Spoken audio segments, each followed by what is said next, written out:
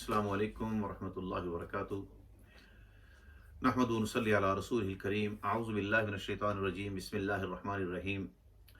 आज इंशाअल्लाह अज़ीज़ 7वें पारे के सवाल व जवाब में से इंशाअल्लाह गुजरेंगे। अल्लाह रब्बुल आलमीन हमें कुरान के मुताबिक अमल करने की तौफीक अता फरमाए। सूरतुल माइदा आया नंबर 89। कसम का कफ़ारा क्या है? क्या बेमकसद या तकिया कलाम के तौर पर कसम उठाने का कफ़ारा भी है? अल्लाह रब्बुल आलमीन फरमाते हैं, ला युआखिज़ुकुमुल्लाहु बिल्लग़्वि फ़ी अयमानिकुम वलाकिन युआखिज़ुकुम बिमा अक़द्तुमुल अयमान फ़कफ़ारतुहु इत्आमु अशरति मसाकीन मिन औसति मा तुतइमूना अहलीकुम औ किस्वतुहुम औ तहरीरु रक़बा फ़मन लम यजिद फ़सियाम सलासति अय्याम ज़ालिका कफ़ारतु अयमानिकुम इज़ा हलफ़्तुम वहफ़ज़ू अयमानकुम। अल्लाह रब्बुल आलमीन तुम्हें तुम्हारी फजूल कस्मों पर नहीं पकड़ता, लेकिन उन कस्मों पर पकड़ता है जिन पर तुम अपने आप को पाबंद करो। सो इसका कफारा 10 मिस्कीनों को औस दर्जे का खाना खिलाना है। ऐसा खाना जो तुम अपने घर वालों को देते हो, या 10 मिस्कीनों को कपड़ा पहनाना या गुलाम आज़ाद करना। फिर जो शख्स ये न कर पाए तो फिर 3 दिन के रोज़े ज़रूर रखे। उसने 3 दिन के रोज़े रखने हैं। ये तुम्हारी कस्मों का कफार है जब तुम कसम खाओ और अपनी कसम की हिफाजत करो। सवाल यह है कि शराब और जुआ की ममानत की वजह क्या है? अल्लाह रब्बुल आलमीन ने इसका जवाब दिया सूरतुल माइदा आयत नंबर 91। इन्नमा युरीदु शैतानु अन युक़िय बैनकुमुल अदावत वल बग़ज़ा फ़िल ख़म्रि वल मैसिरि व यसुद्दकुम अन ज़िक्रिल्लाहि व अनिस सलाह फ़हल अंतुम मुंतहून। शैतान तो यही चाहता है कि शराब और जुए के ज़रिए तुम में दुश्मनी और बुग़्ज़ डाल दे और तुम्हें अल्लाह की याद से और नमाज से रोक दे, गफ़ल कर दे। सो अब भी बाज आ जाओ। सवाल यह है कि क्या अच्छाई और बुराई का किसी तरह पर मुवाजना भी किया जा सकता है? अल्लाह रब्बुल आलमीन ने जवाब दिया आयत नंबर 100। कुल ला यस्तविल खबीस वत्तय्यिबु वलौ अअजबका कसरतुल खबीस। ऐ प्यारे हबीब, इनको फरमा दिए नापाक और पाक कभी भी किसी सूरत में बराबर नहीं हो सकते। अगर जो तुम्हें नापाक की कसरत मुतासर क्यों ना करते हो, जिस तरह दुनिया में अक्सर लोग गलत लोगों की है, तो बेशक लोग अक्सरी में ज्यादा है, लेकिन उनकी अक्सरियत से मुतासर नहीं होना चाहिए। बस ए अक्लमंदो, अल्लाह से डरते रहो ताकि तुम्हारी नजात हो। यहाँ पर लफ्ज़ या उलिल अलबाब इस्तेमाल किया और ये वर्ड बहुत दफ़ा कुरान में इस्तेमाल हुआ है। ए अक्लमंदो, अकल हासिल करो। दुनिया के अंदर आगे पीछे जो हो रहा है, ये सैलाब, ये ज़लज़ले, ये अर्थक्वेक, ये टोर्नेडोज़, ये सारी जो चीज़ें आप अपनी आंखों से देखते हो, तो क्यों अपनी अकल को इस्तेमाल नहीं करते? और सूरह यासीन में भी कहा, अफला ताक़िलून, क्या तुमको अकल नहीं है? तो या उलिल अलबाब भी वैसे ही है कि अक्लमंदो, नसीहत हासिल करो, अल्लाह से डरो ताकि तुम्हारी निजात हो जाए।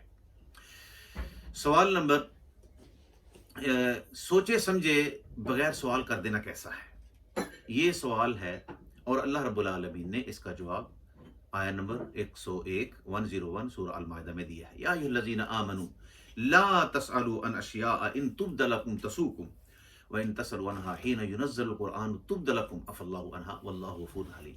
ए ईमान वालो, ऐसी बातें मत पूछो कि अगर तुम पर ज़ाहिर की जाएं तो तुम्हें बुरी लगे।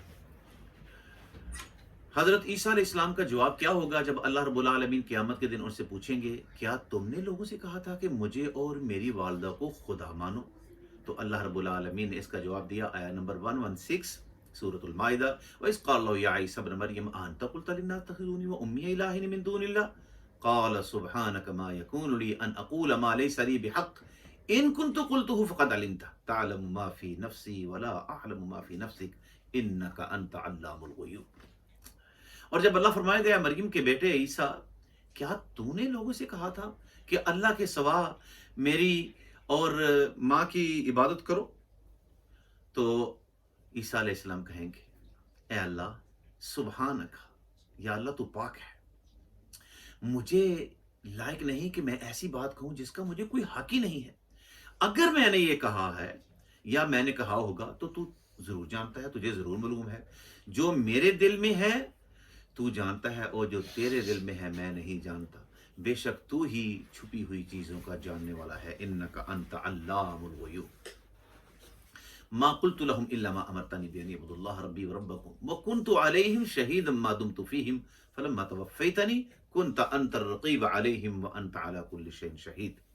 ए अल्लाह, मैंने इनसे इसके सिवा कुछ भी नहीं कहा, جس کا تو نے مجھے حکم دیا تھا کہ اللہ کی بندگی کرو جو میرا اور تمہارا پروردگار ہے، اور میں اس وقت تک ان کا نگران تھا جب تک ان میں تھا، پھر جب تو نے مجھے اٹھا لیا پھر تو ہی ان کا نگران تھا اور تو ہر چیز کا جاننے والا ہے۔ ان تعذبهم فانهم عبادك وان تغفر لهم فانك انت العزيز الحكيم، اور ساتھ ہی پھر یہ درخواست بھی کر دی، اے اللہ اگر تو ان کو عذاب دے تو یہ تو تیرے ہی بندے ہیں، اور اگر تو انہیں معاف کر دے تو بے شک تو بڑا ہی زبردست حکمت والا ہے۔ کیسی زبردست یہ بات ہے، اور ہمیں بھی یہ بات کرنی چاہیے۔ یا اللہ ان تعذبهم فانهم عبادك وان تغفر لهم فانك انت العزيز الحكيم، اللہ تو پسند کرتا ہے معاف کرنے، اللہم انک عفو تحب العفو فاعف عنا، یا اللہ تو معاف کرنے کو پسند کرتا ہے، ہمیں بھی معاف فرما دے۔ تو ان تعذب، اللہ عذاب دے کے کیا کرے گا؟ اللہ کہتے ہیں قرآن میں ان تعذب، کہ میں ما یفعل بعذابکم من شکرت وآمنت، اگر تم اللہ کا شکر ادا کرو، اللہ پر ایمان لاؤ، تو میں تمہیں عذاب دے کے کیا کروں گا؟ سوال یہ ہے کہ کیا سابقہ برباد شدہ اقوام اس لیے تباہ ہوگی کہ وہ کمزور تھیں اور آج کا انسان بہت طاقتور ہے؟ اللہ رب العالمین نے اس کا جواب دیا۔ سورۃ انعام شروع ہو چکی ہے، آیت نمبر 6 سورہ انعام۔ الم یروا کما اہلکنا من قبلہم من قرن مکناہم فی الارض ما لم نمکن لکم وارسلنا السماء علیہم مدرارا وجعلنا الانہار تجری من تحتہم فاہلکناہم بذنوبہم وانشأنا من بعدہم قرنا آخرین۔ کیا وہ دیکھتے نہیں کہ ہم نے ان سے پہلے بھی کتنی امتیں ہلاک کر دی؟ ہم نے انہیں زمین میں وہ اقدار بخشا جو تمہیں نہیں بخشا، اور ہم نے ان پر آسمان سے خوب بارشیں برسائیں اور ان کے نیچے نہریں بہا دی، پھر ہم نے انہیں ان کے گناہوں کی پاداش میں ہلاک کر دیا، اور ہم نے تو ان کے بعد اور امتوں کو پیدا کیا۔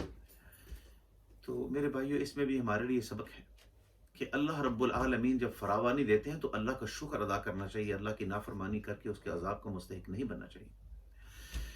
آگے چلیے، سوال یہ ہے کہ قرآن ایک لکھی ہوئی مکمل کتاب کی صورت میں ایک ہی دفعہ انسان کو کیوں نہیں دے دی گئی؟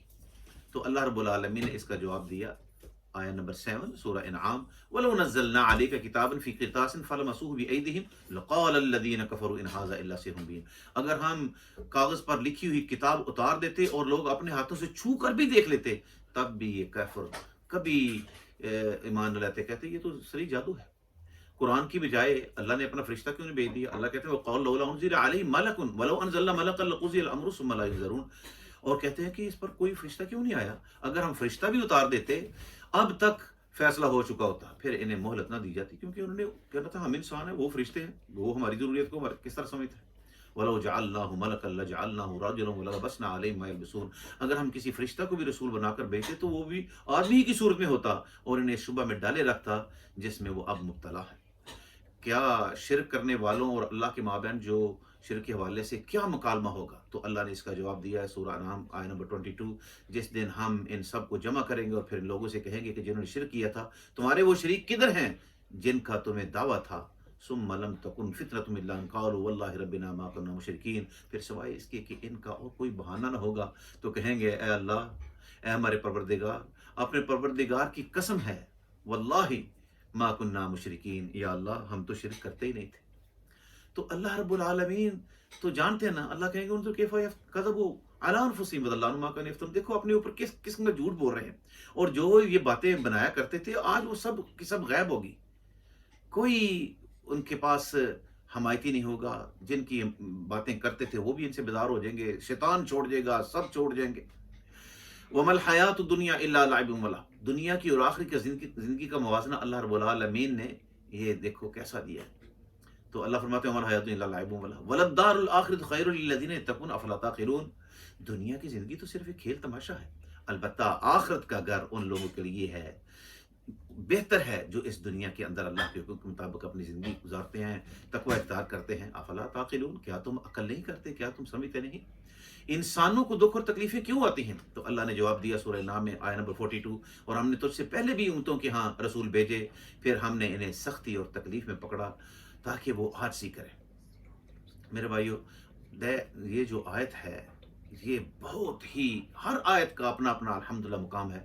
تو اللہ نے یہ جو ہمارے سامنے نافرمان اقوام کا جو سارا سلسلہ بیان کیا ہے، نافرمان اقوام کو سبق سکھانے کا خدائی میکانزم کیا ہوتا تھا۔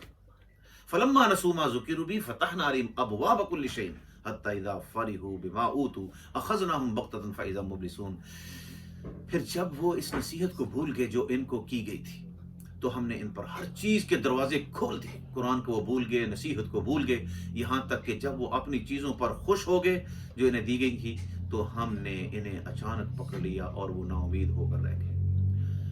مسلمان سے بھی بھوک ہو جاتی ہے، کوئی گناہ ہو جائے تو کیا کرے؟ اللہ رب العالمین نے سورہ انعام آیت نمبر 54 میں فرمایا، ہماری آیتوں کو ماننے والے جب تیرے پاس آئیں تو کہہ دو تم پر سلام ہے، تمہارے رب نے اپنے ذمہ رحمت لازم کر دی ہے، اور جو تم میں سے ناواقفیت سے برائی کرے پھر اس کے بعد توبہ کر لے، نیک ہو جائے تو اللہ رب العالمین بخشنے والے، رحم کرنے والے ہیں۔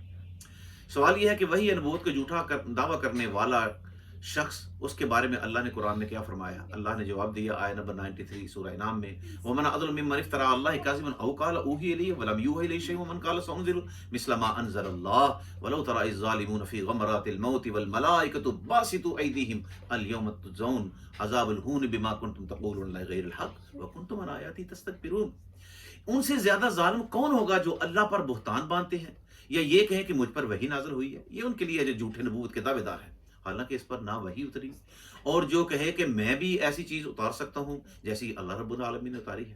اور اگر تو دیکھے جس وقت ظالم موت کی سختیوں میں ہوں گے اور فرشتے اپنے ہاتھ بڑھانے والے ہوں گے کہ اپنی جانوں کو نکالو، آج تمہیں ذلت کا عذاب ملے گا اس سبب سے کہ تم اللہ پر جھوٹی باتیں کہتے تھے اور اس کی آیتوں کو مانتے نہیں تھے اور تکبر کرتے تھے۔ مرنے کے بعد ہر شخص اللہ کے پاس کس طرح جائے گا؟ وَلَقَدْ جِئْتُمُونَا فُرَادَىٰ كَمَا خَلَقْنَاكُمْ أَوَّلَ مَرَّةٍ، آیت نمبر 94 ہے، البتہ تم ہمارے پاس ایک ایک ہو کر آؤ گے جس طرح ہم نے تمہیں پہلی دفعہ پیدا کیا۔ وَكُلُّهُمْ آتِيهِ يَوْمَ الْقِيَامَةِ فَرْدًا، ایک ایک کر کے انسان اللہ کے سامنے پیش ہوگا، اور جو کچھ ہم نے تمہیں دیا تھا وہ اپنے پیچھے ہی چھوڑ آئے ہو، اور ہم تمہارے ساتھ ان سفارش کرنے والوں کو بھی نہیں دیکھتے جنہیں تم خیال کرتے تھے کہ وہ تمہارے معاملے میں شریک ہیں، تمہارا آپس میں قطع تعلق ہو گیا، اور جو تم خیال کرتے تھے وہ سب جاتا رہا۔ آخری چیز جو اس میں ہے کہ وَلَا تَسُبُّوا الَّذِينَ يَدْعُونَ مِن دُونِ اللَّهِ فَيَسُبُّوا اللَّهَ عَدْوًا بِغَيْرِ عِلْمٍ، کیا غیر مسلموں کے جو خدا ہیں، یہ مذہبی عبادت جو کرتے ہیں، ان کے خداؤں کو، معبودوں کو برا بلا کہنا، یہ گالی دینا مناسب ہے؟ تو اللہ نے فرمایا جن کی یہ اللہ کے سوا پرستش کرتے ہیں انہیں برا نہ کہو، دوسرے مذہبوں کو برا نہ کہو، ورنہ وہ لوگ جو ہیں بے سمجھی میں آپ کے حقیقی اللہ کو گالیاں دیں گے۔ تو اللہ رب العالمین ہمیں عمل کرنے کی توفیق عطا فرمائے۔ یہ چھوٹی سی کاوش ہے، اللہ رب العالمین اپنی رحمت سے قبول و منظور فرما لے۔ اللہم انصر الاسلام